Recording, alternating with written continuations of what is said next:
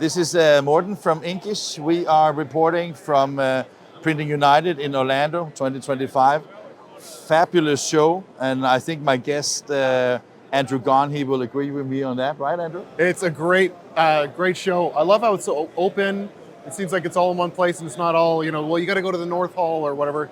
It's good. Yeah. I think also because the Printing United people, they really want to talk about the convergence, right? Yeah, convergence does seem to be the buzzword I've been hearing quite a bit. Yeah. But they actually did that already from the beginning. Yeah. And then you have two separate halls. You cannot talk about convergence, right? Yeah. Here you have, and Fuji is of course an interesting, because you have products across the entire product range, basically. Yeah, right? exactly. We're showing, and I think at this show we've kind of dialed it up a little bit on some of our new technology, our new ink sets that we're showing with Aquafuse, which you can don't get me started on that one. But of course, our production toner-based devices. We brought out our new 285 and 2100. But also remember, this is a production show, but a lot of people, we put out some office technology because we need to serve that market as well. And everybody was like, oh, I didn't know you did that. Sometimes that's the hardest thing to hear, but also it's the biggest opportunity, right? So we're really kind of diversifying what we're showing across the board. That is funny because last time we met was at your open house in Chicago. It's back in March. Wow. Yeah, that's that far away, yeah. right? And I was just, because at first I was a little bit surprised, because when you introduced your entire product range, you actually had I can't remember the name of your office equipment, but they had like the Apios, MFP A3, A4. Yeah. And then you had the Vivoria, then you have the jet presses. Yeah, and then, the white form, the Acuity white form. Acuity, yeah, precisely. Yeah. And I was just like, why did you bring it there? And then I just realized, okay, in America, obviously, the implants, they have both the office equipment and the larger production equipment. Yeah, or our commercial printers, they've got a back office requirement as well. Yeah. Our channel partners, they're answering bids in, we call GEM accounts, government, education, medical, manufacturing, you name it. So yeah, you got to show that, like I say, that linear view, that platform view. You wanted to show more, right? I wanted to show more. Well, we talk about more. More is my favorite word in the English language. I don't know what yours is in the Danish language, but mine's more. More is good. Similar, yeah. Right, so you'll notice the theme around here. Yeah. Make more with Fujifilm. I think we talked about it a little bit before, but the first time where I really paid more attention to it was at the media day just a few days ago. Yeah. You explained specifically, because it's not just the name, but it's also an acronym. It's not just a word or a name, exactly. It actually stands for something, more, right? Yeah. So why I like the word, right? So more is, a multi-platform offering, right? Optimized performance for R is for the favorite one, revenue growth, and then E is for expanded experiences, right? So we've turned it into, not just a word, but actually an actual acronym, a meaning of something that stands for something, like scuba, right? And it's the same, at the same time, it's also, let's say, a commitment to yourself of a process, right? I think so, yeah. It really is, because it's committing. You're committing everything to that vertical, and you're defining what more means, whether it's M-O-R or E. You pick your favorite. I've got an explanation for you. So which one should we take? Why not E? E? Let's go with E. And what was that about? It's about expanded experiences, right? So when we look at E, it's like, okay, well, Fujifilm's more than technology. How can Fujifilm help me? So if we look at different things in CMYK Plus, digital embellishments, print decoration, call it whatever you will, we've put a program together, and actually we're in front of our Aspire tower right now. And it's really, we've created this 360-degree view of helping our customers, but not even customers. We're surrounded by students coming in, learning how to design for CMYK+. So, and I've always said this, and we'll say it one more time, when those tides rise, we want to make sure all the boats rise together with them, right? So whether you're Fujifilm or not, we're going to help you learn how to design for these things.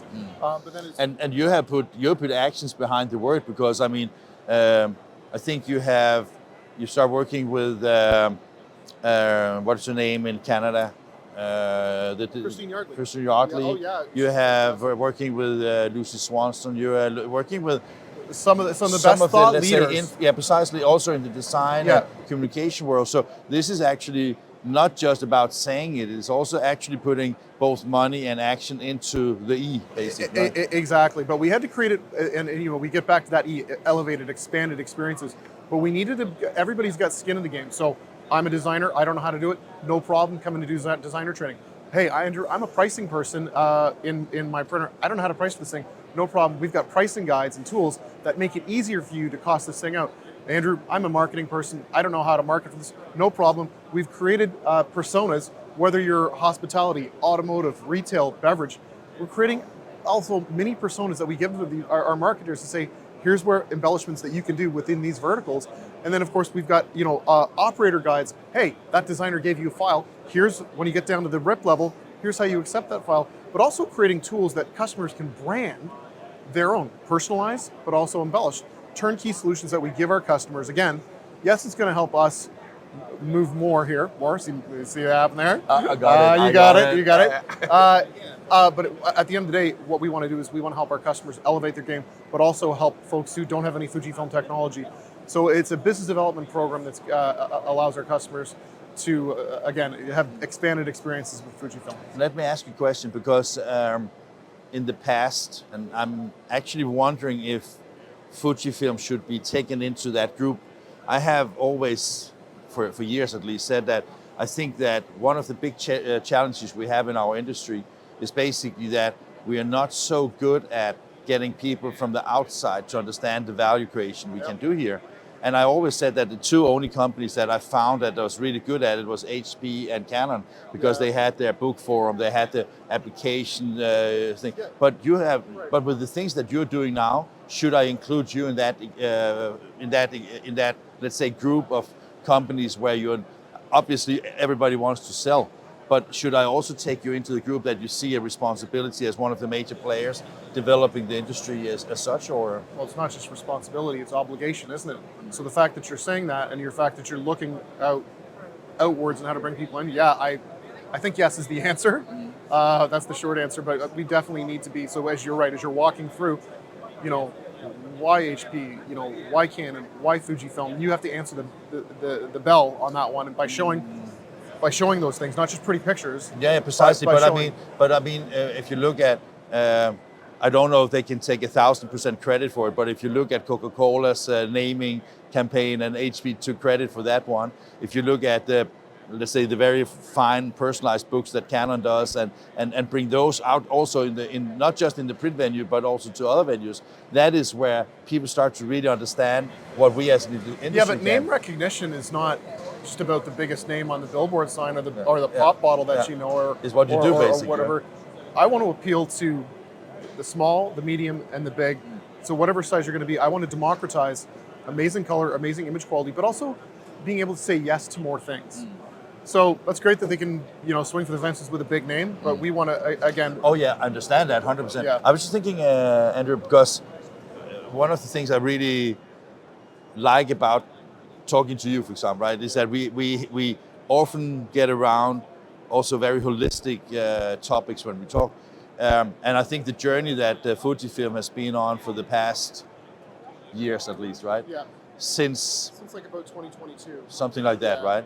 I think that it's amazing how much money that's been spent in R&D, in marketing, in acquiring new people, acquiring market space. And there's a lot of stuff that you haven't even seen yet. Yeah, so, I can imagine that. But I was just wondering, when you look at that journey, and then you say that now we add that chapter to having the new generations, or the generations of who's actually creating. I mean, it is a vast task to do, right? Yes, sir. Yes, sir. And I'm looking around here, and speaking of that, you do see bigger crowds here, I've noticed today, but you're also seeing a bit of a younger crowd too. You're seeing young people come in and sort of saying, I want to do that, because there is this fatigue, electronic fatigue, if you will. There's a tangibility factor that I've noticed that the younger generation are really getting into.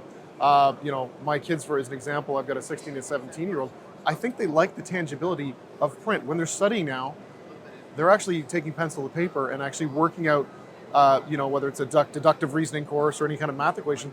And that's something I've not seen in a while. I just quietly back away and let them do their thing versus clicking on a tablet. So yeah, I'm seeing a lot of that in my experiences, and it's definitely good to see.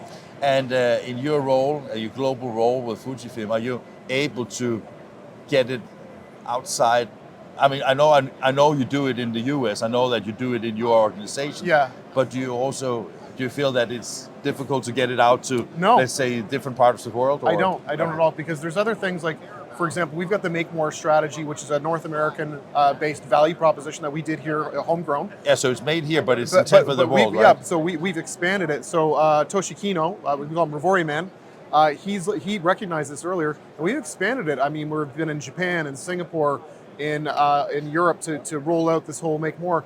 But at Fujifilm, it is about collaboration, where we're using, in even the one from Europe, their value proposition around Thrive, with our channel partner over here. So we have become this global organization that's not siloed by country or opto. Okay, so basically you see that as an advantage, that there are small differences in the different markets and how they do it. Yeah, we talked about E. We like the E and the More. E is also for expansive, right? So we've been able to expand that whole More methodology globally as well. And I think it's got some legs, and I think it's got some tread. It's going to last for a while.